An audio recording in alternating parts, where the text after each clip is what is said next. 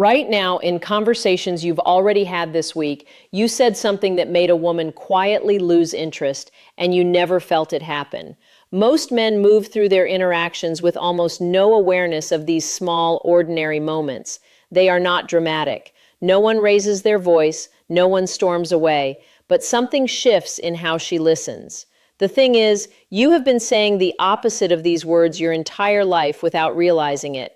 That is why the signal lands so differently when you finally use them correctly.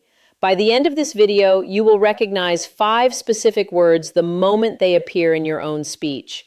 More than that, you will understand exactly why each one creates the response it does in her. This is not about memorizing a script or forcing language that does not feel natural to you. This is about understanding the mechanics behind why certain words work and others actively push against what you are trying to accomplish.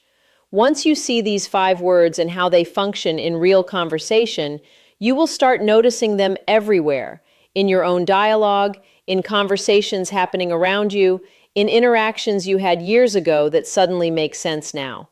You will understand what was actually happening in moments you had completely misread. There is a moment in almost every conversation where a man either tightens up or lets go. One word decides which. Think about the last time you were with someone you felt genuinely drawn to, and she asked you what you wanted to do or where you wanted to go. In that moment, most men immediately grip the outcome. They decide exactly what they want, they present it as the plan, and they wait to see if she agrees. That is one form of answering. But there is another way to answer that same question that changes everything about how she receives what comes next. The word we are talking about here is one you probably use already, but not in the way that actually works. When a man says, "whatever happens," that is usually defensive. It sounds like he does not care anymore, like he has given up on the outcome.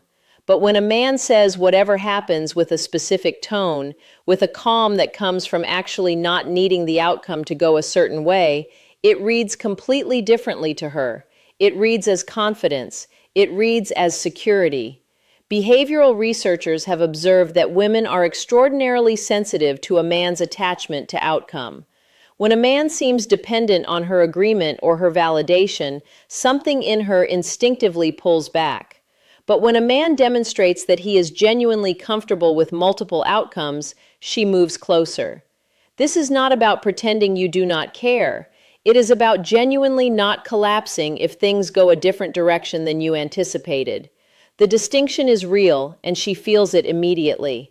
Most men misunderstand this word entirely. They think using it means not having preferences. They think it means becoming passive or indifferent. And so they never experiment with actually releasing pressure because they believe that letting go means losing ground. But the opposite is true. Removing pressure is the first signal of genuine security. But removing pressure is only step 1. The second word does something almost the opposite. Women don't just listen to what a man decides, they listen to how he includes them in the deciding. There is a subtle shift that happens when a man moves from presenting a decision to inviting her into the process of making one. The word that creates this shift is "let us." Most men are familiar with it, of course, but here is what most men miss. There is a way to say "let us" that sounds like you are actually giving her a choice, and a way to say it that sounds like you have already decided and you are simply inviting her along. The difference is not dramatic.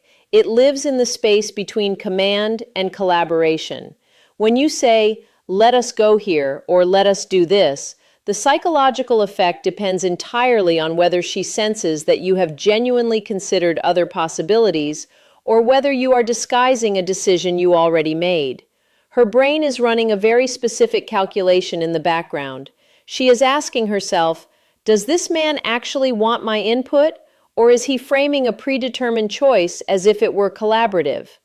The reason this word lands so differently than other decision-making language is that it explicitly includes her in the process, rather than positioning her as someone who either accepts or rejects your plan. Psychological research on partnership dynamics shows that people, particularly women in interaction with men they find attractive, are monitoring for signs of whether their voice actually matters. When a man uses let us in a way that genuinely reflects collaborative thinking, it signals that her perspective is something he is actually factoring in, not something he is performing interest in. This is why the same word can land as either inviting or manipulative depending on how it is used. One instance means little, but pattern of using this word while actually listening means everything. That thread about inclusion leads somewhere most men never expect. There is a version of honesty that draws a woman closer and a version that quietly pushes her away. Most men only know one of them. When you think about vulnerability or honest admission in conversation, you probably imagine a moment when a man reveals something real, something he might normally keep hidden. And yes, that does happen. But there is a specific way to do it that signals security and self-awareness. And there is a way to do it that signals insecurity and neediness. The word we are talking about is honestly. And the distinction between using it effectively and using it as a crutch is one of the most misunderstood points in male-female communication. When a man says honestly before sharing something vulnerable, it can mean two completely different things depending on context. It can mean, I am about to tell you something real and I trust you enough to hear it. Or it can mean, I am about to say something that contradicts my image and I need you to forgive me for it. These sound similar. They feel completely different to her. The difference lives in whether a man is sharing something true from a place of groundedness or from a place of anxiety. Psychologically, when we over-explain or over-qualify our honesty, we are actually signaling the opposite of what we intend. We are signaling that we are uncertain whether our truth is acceptable. A man who says, honestly, I have not done well in relationships before, and then waits for reassurance, is signaling insecurity. But a man who says, honestly, I have not done well in relationships before, and then moves forward with the conversation as if his past does not define his capability right now, is signaling self-awareness. The word becomes powerful only when it comes from a place of certainty, not from a need for validation. Most men use this word precisely when they are most insecure, which is why they get the opposite response from what they expected. They think the vulnerability will draw her closer. Instead, it signals neediness. Before we move to the next signal, there is one additional layer to this that most explanations completely skip over. The timing of when you introduce honesty matters more than the honesty itself. A man who only becomes vulnerable after he has demonstrated competence and security is using honesty correctly. A man who leads with vulnerability because he does not yet know how to feel secure in his own presence is using it as a crutch. The honesty paradox gets even more interesting once you see how it connects to timing. Some words don't just say something, they change the direction a conversation is moving in mid-sentence. Think about the experience of being in a conversation where you felt like it was moving in one direction, and then suddenly a single word shifted where things were heading. That is what we are talking about here. The word actually is one of the most underrated redirects in male-female conversation.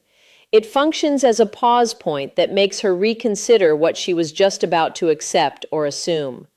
When you say actually, you are essentially saying, hold on, there is something I want you to reconsider about what you just heard.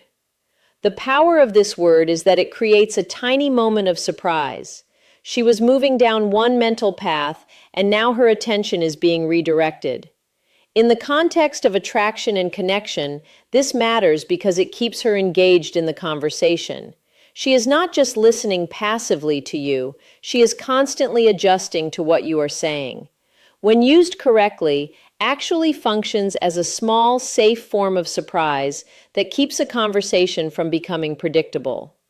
Research on attention and engagement shows that predictability creates boredom. When a man uses actually to gently correct something she has assumed or to introduce an unexpected angle on something she thought was settled, it engages her problem-solving mind. She has to recalibrate. She has to reconsider. Most men either use this word too aggressively, making it sound like they are correcting her, or they do not use it at all, which means every conversation follows a predictable path where she says something and he simply agrees or asks a follow-up question. The balance is using actually in a way that feels collaborative rather than corrective. Actually, I had a different experience with that. Or, actually, what you said makes me think of something else. These redirect attention without dismissing what she said. Timing matters here too. If you are using actually to constantly correct her or one-up her, it reads as insecurity masquerading as intelligence. But if you are using it occasionally to keep a conversation moving in interesting directions, it reads as someone who is engaged and thinking. Remember what I told you at the start, that there was one signal most men not only miss, but actively misread. We are getting close to it now. Which brings us to the word almost no man uses correctly, the one most overlooked entirely. This last one isn't rare because it's complicated. It's rare because almost no one has the patience to use it. The word okay has become something most men use as punctuation. It is thrown in at the end of sentences or used to acknowledge what someone said without really engaging with it. Most men say okay the way they say sure or fine as a way to close a conversation or move past something. But there is an entirely different way to use this word that almost no one thinks about. When a man uses okay as a moment of genuine acceptance, not resignation, not agreement just for the sake of moving forward, but actual acceptance, it creates a psychological effect that is almost invisible and remarkably powerful. Think about the feeling in a conversation when someone says something that contradicts what you believed, and instead of the other person trying to convince you or defend themselves, they simply say, "Okay, that is true, I hear that." Acceptance, not resistance. Behavioral research on attachment and conflict shows that women are monitoring for whether a man can accept her reality without needing to fix it or change it. When a man says, "Okay, I understand why you feel that way," he is demonstrating a capacity for presence that most men completely lack. He is not trying to win. He is not trying to change her mind. He is simply accepting what is true for her and moving forward from there. This is why this word is so powerful. It is not what it says, it is what it implies. It implies that a man is secure enough in his own perspective that he does not need everyone else to agree with it. It implies that he can hold his ground and also hold space for her reality to be true simultaneously. Most men either cannot do this, or when they can, they do not recognize it as a form of power. They think it is weakness to say okay and accept something they do not agree with. But to her, acceptance of her reality while maintaining your own is one of the highest signals of masculine security. Once you see all five together, something else becomes obvious. These 5 words are not about vocabulary. They are not about sounding a certain way or adopting someone else's patterns. They are about understanding the specific psychological needs that these words address when they are used with real intention. When a man releases pressure, he signals security. When a man invites collaboration, he signals that her voice matters. When a man shares truth from groundedness, he signals self-awareness. When a man redirects conversation with genuine curiosity, he signals engagement. And when a man accepts her reality, he signals that he is secure enough to hold his own perspective and hers at the same time. All of that comes down to one overarching principle. Women are drawn to men who do not need them to be different in order to feel okay. The 5 words we looked at today all point to that same truth. They are ways of showing her that you are complete in yourself, that you are genuinely interested in how she thinks and feels, and that you are not dependent on controlling the outcome. You don't need to overthink any of this. You don't need to practice these words in a mirror or force them into conversations where they do not belong. They work precisely because they come from a place of genuine security, and the moment you start using them as technique, they stop working. The question to ask yourself is, which of these 5 words do you already use without realizing it, and which one have you been avoiding? Leave a comment and tell me what comes up for you. When you start noticing these patterns in your own speech and in conversations around you, you are going to see so much more of what was already happening. That is what the next video is going to show you. In the next video, you'll learn the one tone of voice that can undo all 5 words in a single sentence. Subscribe so you don't miss it.